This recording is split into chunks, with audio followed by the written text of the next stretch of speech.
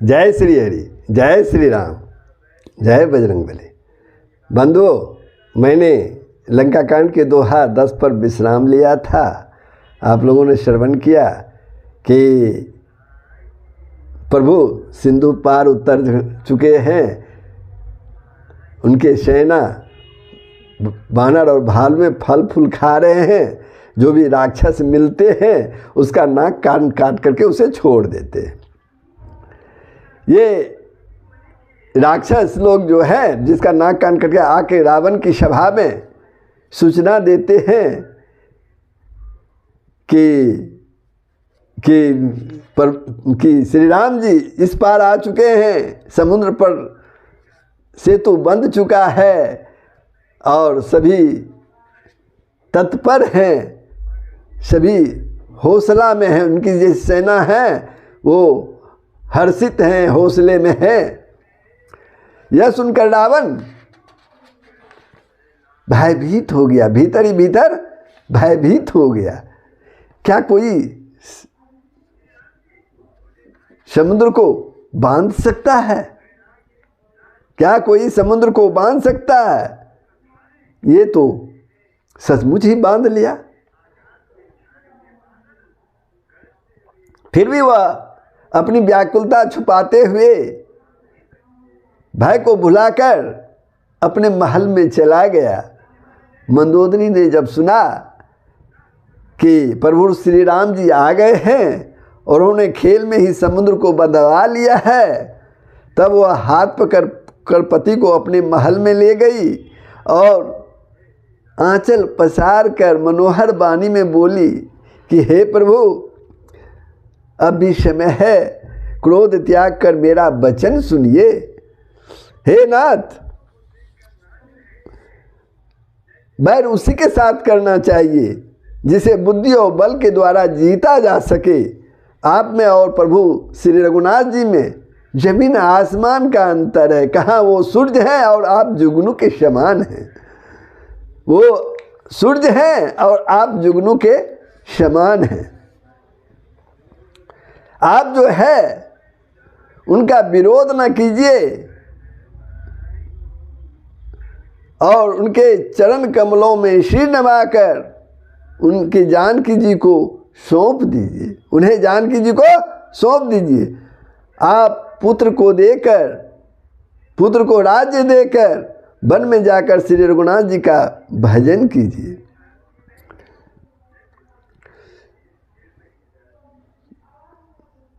इसी बीच रावण ने मंदोदरी को उठाया और वह दुष्ट उससे अपनी प्रभुता कहने लगा। कौन? रावण। कि हे प्रिय, सुन, तूने व्यर्थ ही भय मान रखा है। बता तो जगत में मेरे समान योद्धा कौन है? वरुण, कुबेर, पवन, जमराज आदि सभी दिक्पालों को तथा काल को भी मैंने अपने भुजाओं के बल से जीत रखा है। देवता, दानव और मनुष्य सभी मेरे वश में है। फिर तुझको यह भय किस कारण उत्पन्न हो गया?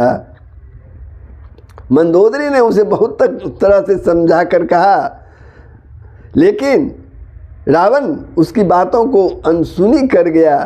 तब मंदोदरी ने हृदय में जान लिया कि काल में बस होने के कारण पति को अभिमान हो गया है।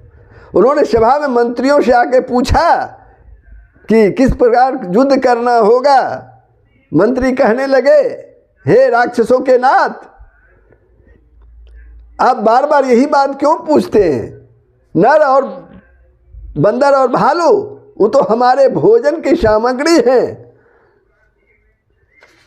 इसलिए भय की कोई बात नहीं है। तभी रावण के पुत्र प्रहस्त हाथ जोड़कर कहने लगा कि प्रभु, नीति के विरुद्ध कुछ भी नहीं करना चाहिए। मंत्रियों में बहुत से थोड़ी ही सी बुद्धि है। वे सभी मूर्ख मंत्री आपकी मुंह देख कर के आपकी बड़ाई कर रहे हैं, ठाकुर सुहाती कर रहे हैं। हे नाथ, इस प्रकार की बातों को से पूरा नहीं पड़ेगा। पूरा नहीं पड़ेगा। एक ही बंदर जब आया था समुद्र लांग के पूरी लंका को जला गया था, तब इसने इन लोगों ने क्यों नहीं उसे अपना भोजन बना लिया। और आज भी लंका के राक्षस लोग उन बातों को स्मरण करके भयभीत होते हैं, स्मरण करते रहते हैं। तो हे तात, मेरे वचन को बहुत आदर से सुनिए, गौर से सुनिए, मुझे मन में कार्य न समझ लीजिएगा। जगत में ऐसे मनुष्य झुंड के झुंड हैं जो प्यारी मुंह पर मीठी लगने वाली बात कहते हैं, सुनते हैं और कहते हैं, सुनते और कहते हैं। हे प्रभु, यदि आप मेरी यह सम्मति मानेंगे, क्या कौन सी सम्मति? यदि सीता जी को उन्हें सौंप दीजिए, यदि वे स्त्री पाकर लौट जाएं, तब तो व्यर्थ ही झगड़ा ना बढ़ाइए, नहीं तो हे तात सम्मुख युद्ध भूमि में उनसे हठपूर्वक मारकाट कीजिए। हे प्रभु, यदि आप मेरी यह सम्मति मानेंगे तो जगत में दोनों ही प्रकार से आपका सुजस होगा। रावण ने गुस्से से भरकर कहा, अरे मूर्ख, तुझे ऐसी बुद्धि किसने सिखाई है? अभी से हृदय में भय हो रहा है। हे पुत्र, तू मेरे वंश के अनुकूल अनुरूप नहीं हुआ, मेरे वंश के अनुकूल या अनुरूप नहीं हुआ। पिता की अत्यंत घोर और कठोर वाणी सुनकर प्रहस्त अपने महल में चला गया। फिर रावण जो है लंका की चोटी पर एक विचित्र महल था, वहाँ चला गया। वहाँ नाच गाना खड़ा जमता था। रावण उस महल में जाकर बैठ गया। किन्नर उसके गुण समूह को गाने लगे। करताल मृदंग बीना बज रहे हैं, नृत्य में प्रवीण अप्सराएं नाच रही हैं। वह निरंतर सैकड़ों इंद्रों के समान भोग विलास करता रहता है। यद्यपि श्री राम जी सरी का अत्यंत प्रबल शत्रु उनके सिर पर है, फिर भी उसको इसकी न चिंता है और न डर ही है। तो बंधु, आप लोगों ने यहाँ तक श्रवण किया था। बंधु, आप लोगों से निवेदन है कि वीडियो को ज़रूर सब्सक्राइब और शेयर करेंगे। तो अब इसके बाद का प्रसंग जो है, यानी जो आप लोगों ने सुना, उसके बाद का प्रसंग अब मैं वाचन कर रहा हूँ, ध्यानपूर्वक श्रवण करेंगे। यहाँ सुबेल सैल रघुबीरा, उतरे सेन सहित अति भीरा। शिखर एक उतंग अति देखी, परम रम्य शम शुभ्र विशेषी। यहाँ सुबेल सैल रघुवीरा, उतरे सैन सहित अति भीरा। शिखर एक उतंग अति देखी, परम रम्य शम शुभ्र विशेषी। यहाँ श्री रघुवीर सुबेल पर्वत पर सेना की बड़ी भीड़ के साथ उतरे, बड़ी समूह के साथ उतरे। पर्वत का एक बहुत ऊंचा परम रमणीय समतल और विशेष रूप से उज्जवल शिखर देखकर वह लक्ष्मण जी ने वृक्षों के कोमल पत्ते और सुंदर फूल अपने हाथों से सजाकर बिछा दिए। उस पर सुंदर और कोमल मृगछाला बिछा दी। उसी आसन पर कृपालु श्री राम जी विराजमान थे।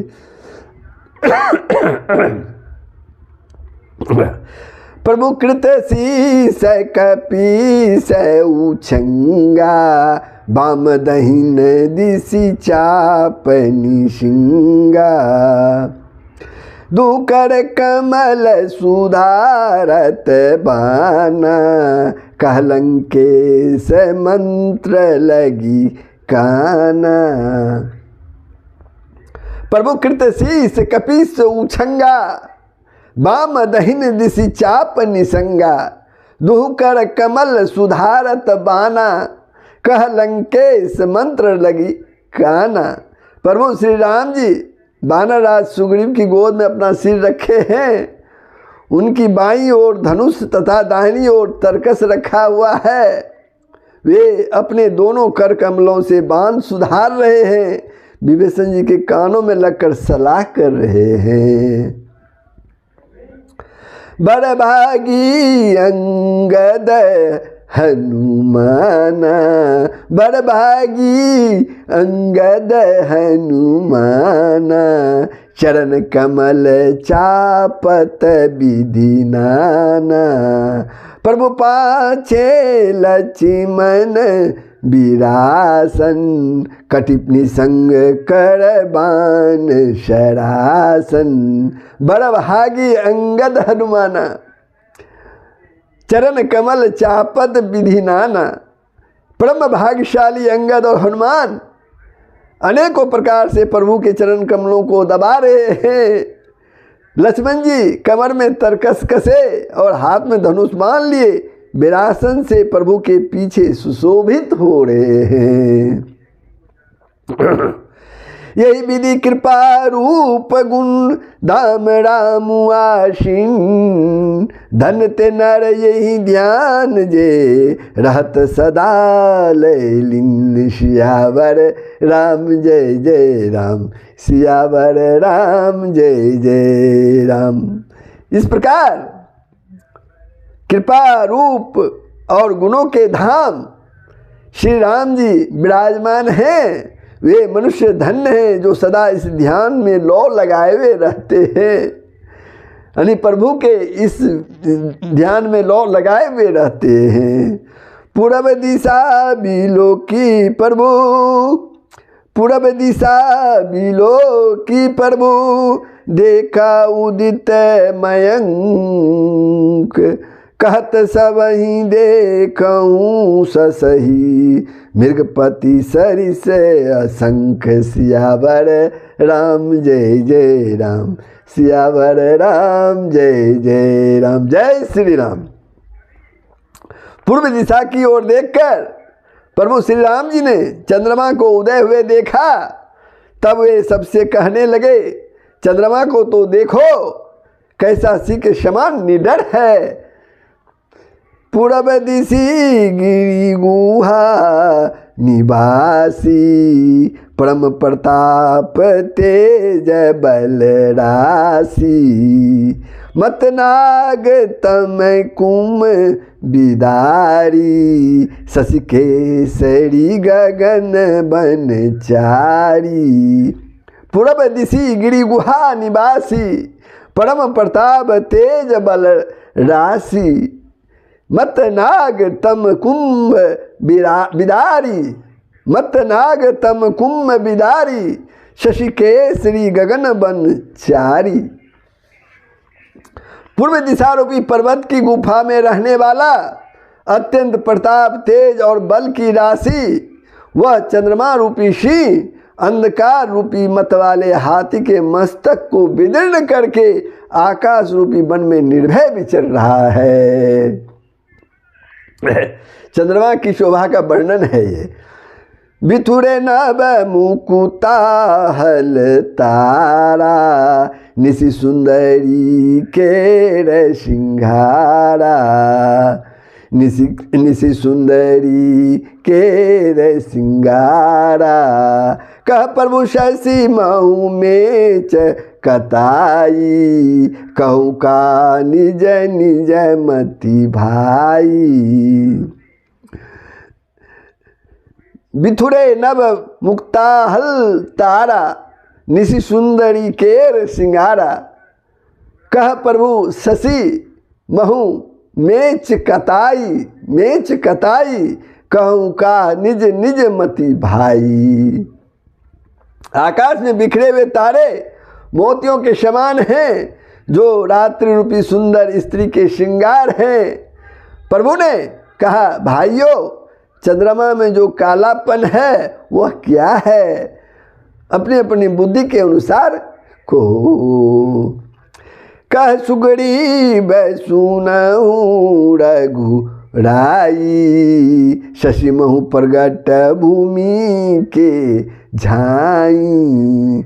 मारे उड़ाऊ ससई कह कोई, उड़मा परी श्यामता सोई। कह सुग्रीव सुनहु रघुराई, शशि महु प्रगट भूमि के छाई। मारे उड़ाहु ससही कह कोई, उड़ महु परी श्यामता सोई। सुग्रीव ने कहा, हे रघुनाथ जी सुनिए, चंद्रमा में पृथ्वी की छाया दिखाई दे रही है। किसी ने कहा, चंद्रमा को राहु ने मारा था, वही चोट का काला दाग हृदय पर उनका पड़ गया। को कह सब विधि रीति मुख किन्ना, को कह सब विधि रीति मुख किन्ना, सार भाग शशि कर हरि लिन्ना। छिद्र सो प्रगट इंदूर माही, तेहि मग देखिया नभ परिछाई। को कह जब विधि रति मुख किन्ना, सार भाग शशि कर हरि लिन्ना, सार भाग शशि कर हरि लिन्ना।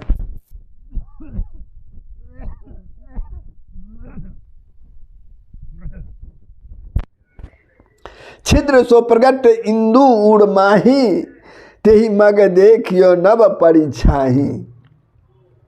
कोई कहता है जब ब्रह्मा ने रति का मुख बनाया तब उसने चंद्रमा का सार जो है, सत्व जो है, वो भाग जो है निकाल लिया, हृदय का जो काला दाग है वो निकाल लिया सार, जिससे रति का मुख तो परम सुंदर बन गया, परंतु चंद्रमा के हृदय में छेद हो गया। वही छेद चंद्रमा के हृदय में वर्तमान है, जिसकी राह से आकाश की काली छाया उसमें दिखाई पड़ती है। प्रभु कह गरल बंधु शशि केरा, अति प्रिय निज उड़ दिन बसेरा। विष संयुक्त कर निकर पसारी, जारत बीड़ हवंत नर नारी। प्रभु का गरल बंधु शशि केरा, अति प्रिय निज उड़ दिन बसेरा। विष संयुक्त कर निकर पसारी, जारत बीड़ हवंत नर नारी। प्रभु श्री राम जी ने कहा, विष चंद्रमा का बहुत प्यारा भाई है, इसलिए उसने विष को अपने हृदय में स्थान दे रखा है। प्रभु ने क्या कहा कि विष जो है, जहर जो है, चंद्रमा का प्यारा भाई है, इसलिए उसने विष को अपने हृदय में स्थान दे रखा है। विष युक्त अपने किरण समूह को फैलाकर वह वियोगी नर नारियों को जलाता रहता है। कह हनुमंत सुनोहूँ प्रभु, शशि तुम्हारे प्रिय दास। तब मूर्ति विदूर बसती, सोई श्यामता भास। सियावर राम जय जय राम, सियावर राम जय जय राम। हनुमान जी ने कहा, हे प्रभु,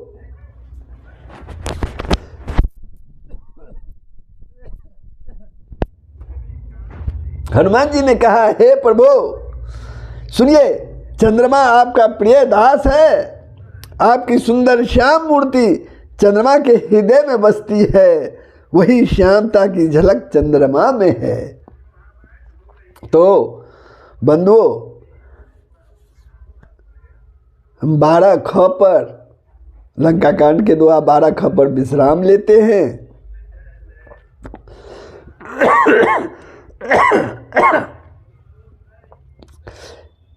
ये नवा परायण का 7वां विश्राम स्थल है। आप लोगों ने श्रवण किया, कैसा लगा कमेंट के माध्यम से बताएंगे। वीडियो को सब्सक्राइब कर देंगे। जय श्री हरि, जय श्री राम, जय बजरंगबली। सबका भलाई होगा, पूरे विश्व का कल्याण होगा। यही सनातन का मूल मंत्र है, मूल तत्व है।